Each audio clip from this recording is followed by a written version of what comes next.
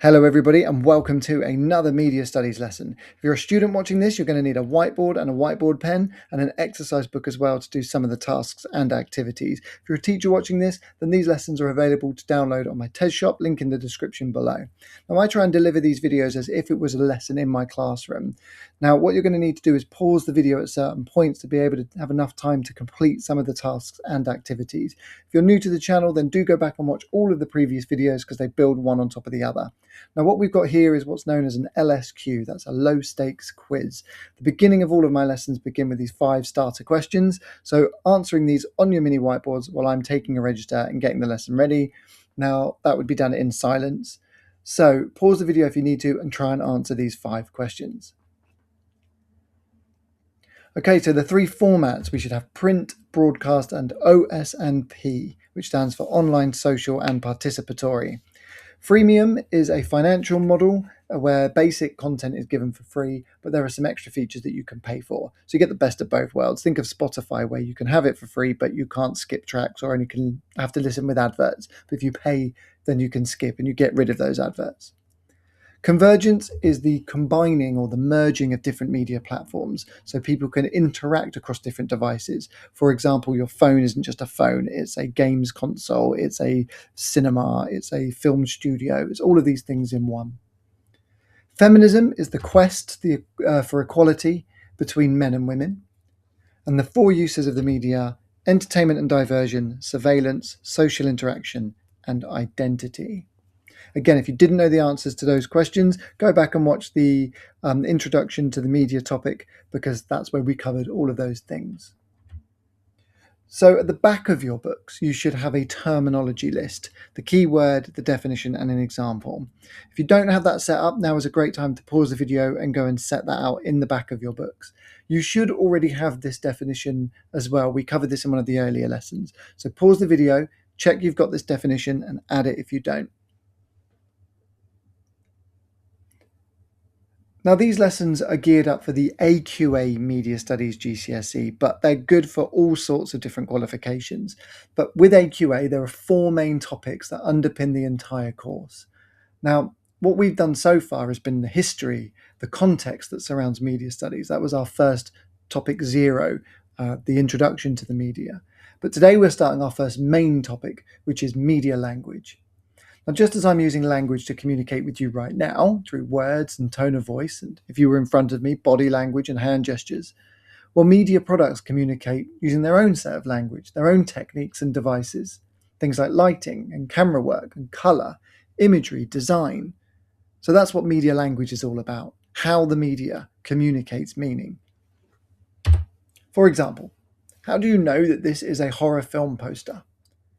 Now, one of the techniques we do a lot in my lessons is a turn and talk. That's where you would talk to the person next to you and jot some of your ideas down on your mini whiteboard. So in a moment, when I say go, I'd like you to turn and talk to your partner. Now, again, if you're watching this on your own, you'll just have to do this on your own. And I want you to bullet point 3 ways that you know this is a horror poster. On your mini whiteboard, 3 bullet points. How is this a horror poster? You have 35 seconds. Pause the video if you need to. Go. So what I would do next is I would take feedback from my students. Again, we can't really do that through YouTube, but I imagine you've got things along the lines of the colours, the imagery, the words, the lighting, and how all of these things might communicate meaning. The colour red could mean blood. The skull is a body part, and that means death. The smashed glass communicates aggression or violence. It's a close-up camera shot. That makes it seem personal or intense. The lighting, there's heavy shadows, and that makes it dark and scary. We don't know what's in the darkness. The words rest in pieces, that's a play on the term rest in peace, which is also about death. I mean, it actually says the word death on it. So there's lots of things on here that are communicating horror. Now, what I would ask my students next is, in your own words, not just repeating the definition we've had, what is media language about? Now, what you can do here is pause the video and you can write your own version, your own definition of what media language is on your mini whiteboard. So how meaning is communicated through things like camera work or colour or lighting, imagery and words. So as this is a new topic, I would ask my students now to turn to the front of their books when I say go. And on a brand new page at the top, we want to write media language, probably in capital letters, and draw a nice neat box around it or colour it like I've done here. Now, a good idea is to colour code your work. I've moved from red, our topic 0 was red, and now we're into topic 1, which is going to be orange. So media language, I'm going to be highlighting in this orange colour. So 30 seconds, pause the video if you need to, set up your first page. Now, this is a slide you should be familiar with. It's our title slide, and it just shows you where we're at in the course and what we're kind of learning about today. So the 1.1.1, I mean, that's kind of irrelevant for students, but it's topic 1, area 1, lesson 1. So the topic is media language, the area is semiotic analysis, and lesson 1 on meaning. Now, we need to be able to apply the terms signify, denotation, and connotation. They're the three things we're trying to learn today, those three words, and how to apply them when talking about media products. Now, my students like to write definitions down before we talk about them, so what I would recommend now is that you pause the video and add these three words to the back of your books in your terminology lists. Give yourself 2 minutes, no more. So these words, I'm sure you've now read them and have written them down. They're all about what things mean. But we can't just say, this means something. We can be a lot more sophisticated. Instead of saying means, we're going to say signifies. Red can signify blood, not red means blood. A low camera angle can signify someone is tough and brave. An image of a snowflake can signify winter. So we don't say means, we say signifies. Now the signifier is the actual thing, the color red, the low camera angle, the shadow, the image of a gun. They would be your signifiers, the things. The signified, if we jump to the bottom of this list, is the meaning that brings up in our heads. And we're going to be going through that today. But just so you know the difference, the signifier is the thing. The signified is the meaning that thing creates. And signify is just the verb to communicate meaning. So let's have a practice. In a moment, when I say go, you're going to do a turn and talk. So you're going to talk to the person next to you. If you're watching this on your own, you're going to do this in your own head. And you're going to consider what the colour blue can signify. I want at least 4 things that the colour blue can signify. What can the colour blue mean to people? So discuss it or think about it on your own, and then write your answers on your mini whiteboard. What can the colour blue signify? 4 things at least. 30 seconds. Pause the video if you need to. Go. So I would take feedback from my students at this point, and mostly we'd be getting things like the sea, the sky, and that's mainly because the sea and the sky are blue.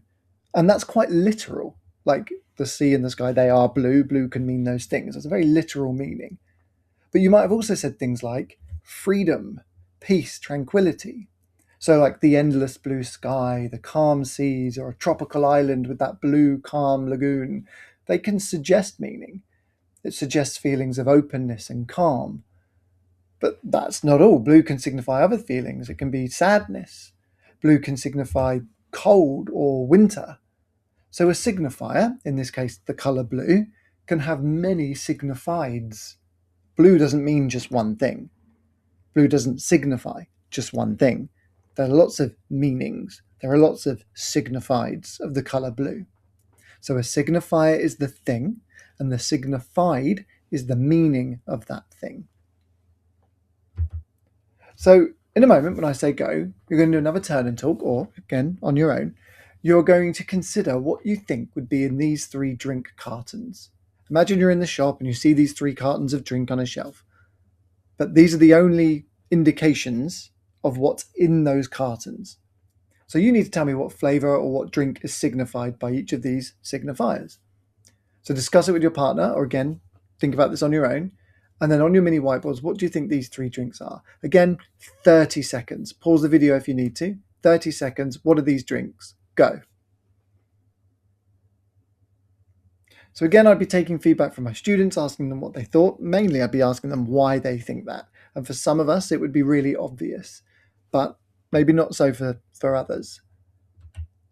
This one was supposed to be apple juice, signified by this image of an apple. Now, to be clear, that's not an apple, that's a black splodge on a page, but it looks a bit like an apple. So that's a signifier that means apples. Therefore, we can deduce, we can work out that this is apple juice. What about the middle one?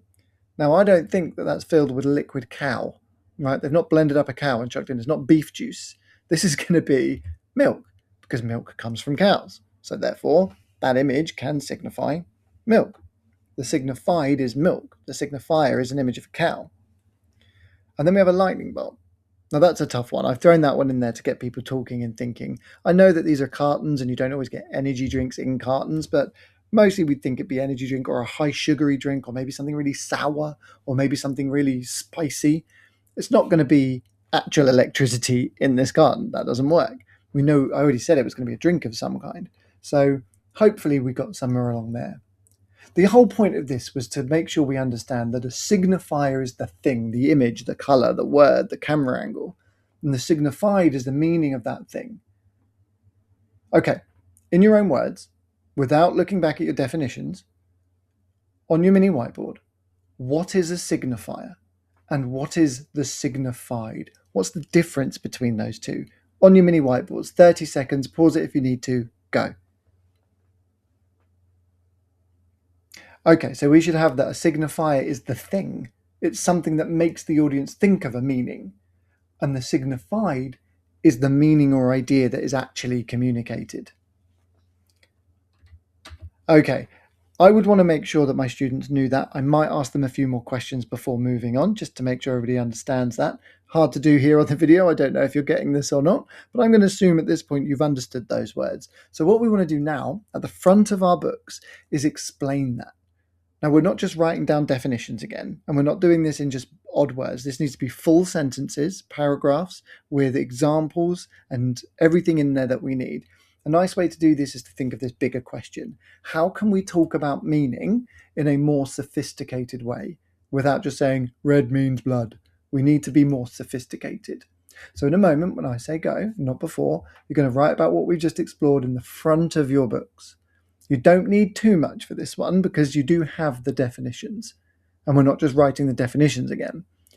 Really, this is just explaining what a signifier and what signified means and give some examples. So I would set a timer of 2 minutes for this. This is full sentences in the front of your books. Now you can pause the video here to give yourself enough time. Those of you that have been watching this long enough now, you know that here is a little bit of scaffolding should you need it. Now most students at this point would be moving beyond this. They wouldn't need this, but it is there if you do. Possible sentence stems, things you could write, and the keywords that we need to make sure we're getting in as well. So again, 2 minutes, explain what we've just been talking about. Pause the video if you need to.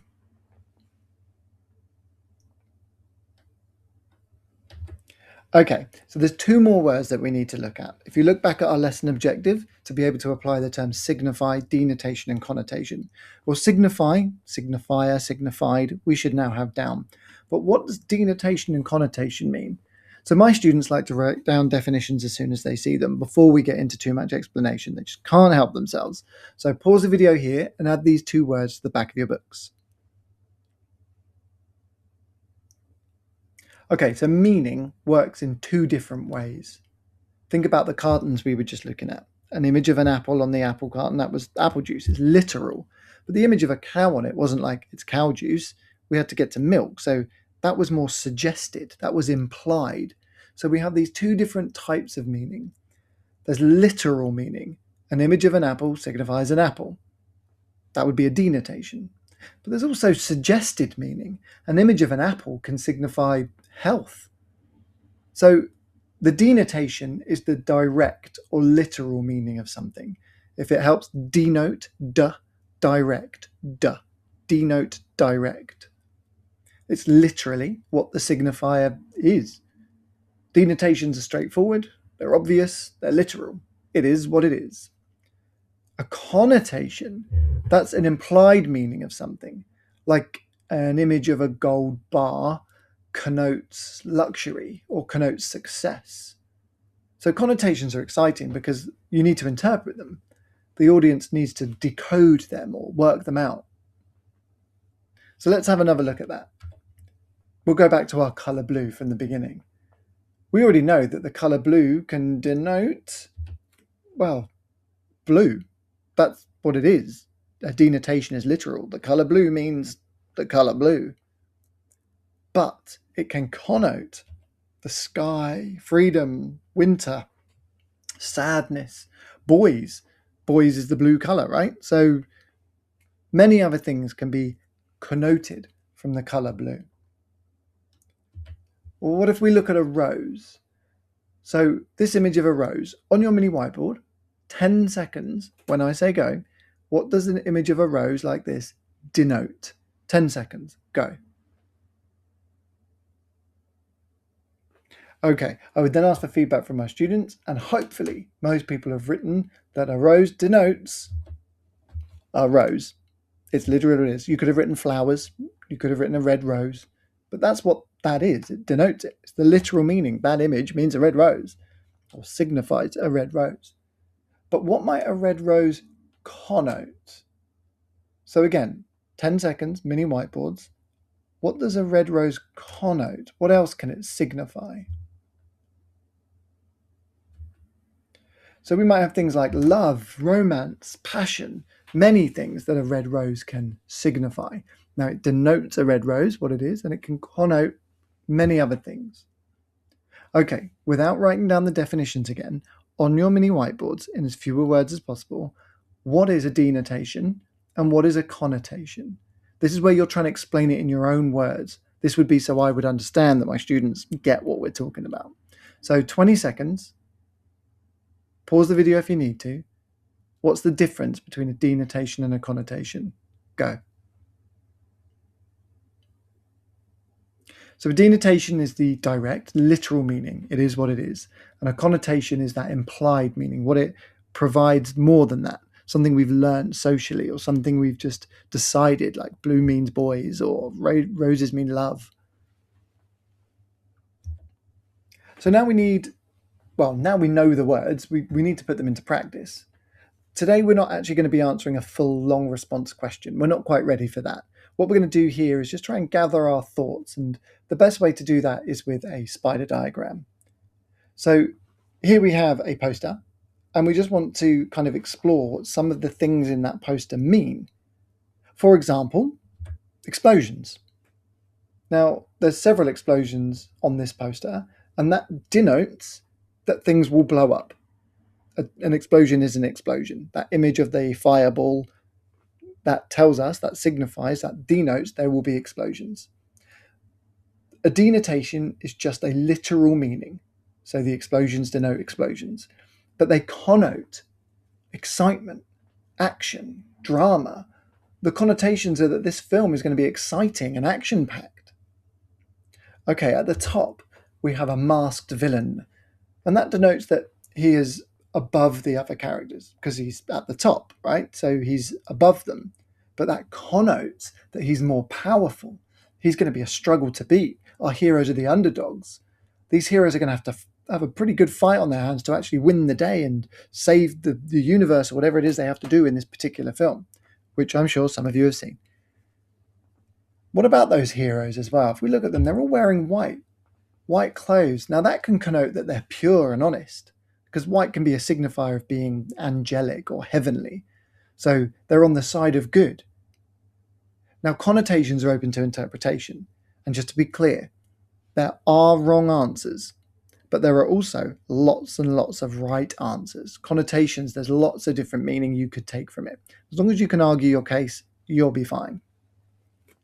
So that's my example. I've just shown you how I would talk about this particular film poster. What we want to do now is throw it over to you.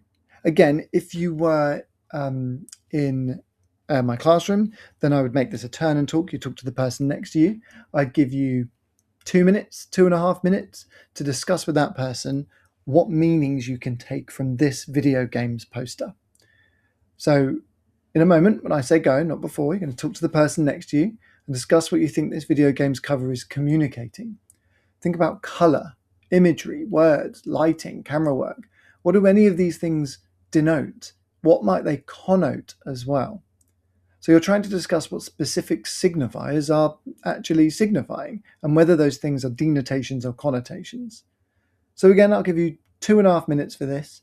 On your mini whiteboards, I'd like you to write down at least 3 things. Pick 3 things from this and tell me what they communicate about this game. Okay, pause the video if you need to, and off you go.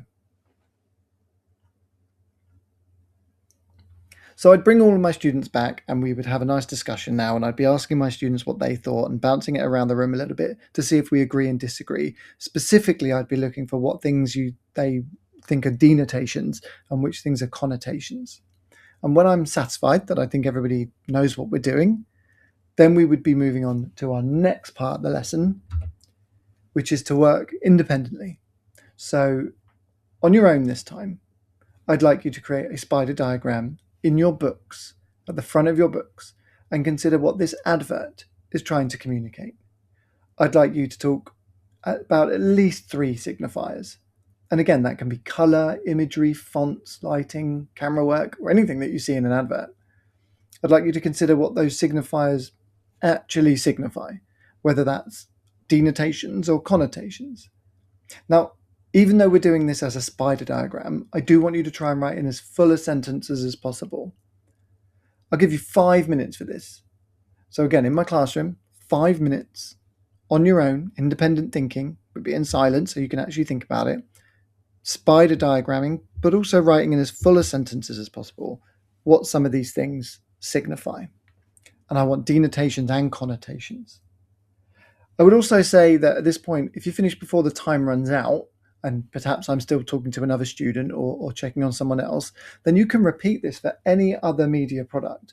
I give my students a handout, a laminated handbook of loads of different media products, and they're all numbered. So pick any other one once you've finished and talk about the meanings that you can pick out from that too. So pause the video if you need to. 5 minutes would be plenty. Off you go.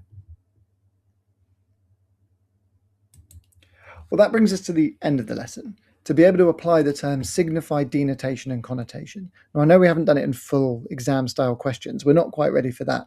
But hopefully you've been able to use those words when talking about what certain things mean. Now, what I would do here is I would just check with my students. I would say, on your mini whiteboards, I would want you to give me a definition in your own words, not just copying the definitions you've already had, but explain to me the difference between a denotation and a connotation.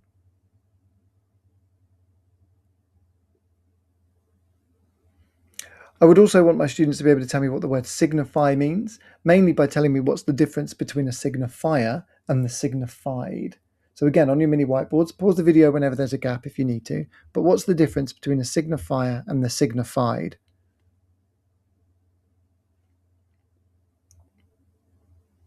Now, if there happened to be any time left in this lesson, I would ask my students to repeat that spider diagram task with another media product. Some will have done that anyway because they'll have rattled through and wouldn't take 5 minutes for that last one. Something like this, for example, would be a good one to explore. What are some of the things signifiers in this signify? What are the denotations of those things? And what are the connotations of those things? Well, thank you very much, and well done for making it through the entire video. Do add a comment in the comment section. Keep it kind, keep it nice, and do share this with your friends, your teachers. Make sure everybody gets a go on this because it's really going to help you with your media studies exams coming up. Thank you very much for your time, and I'll catch you at the next one.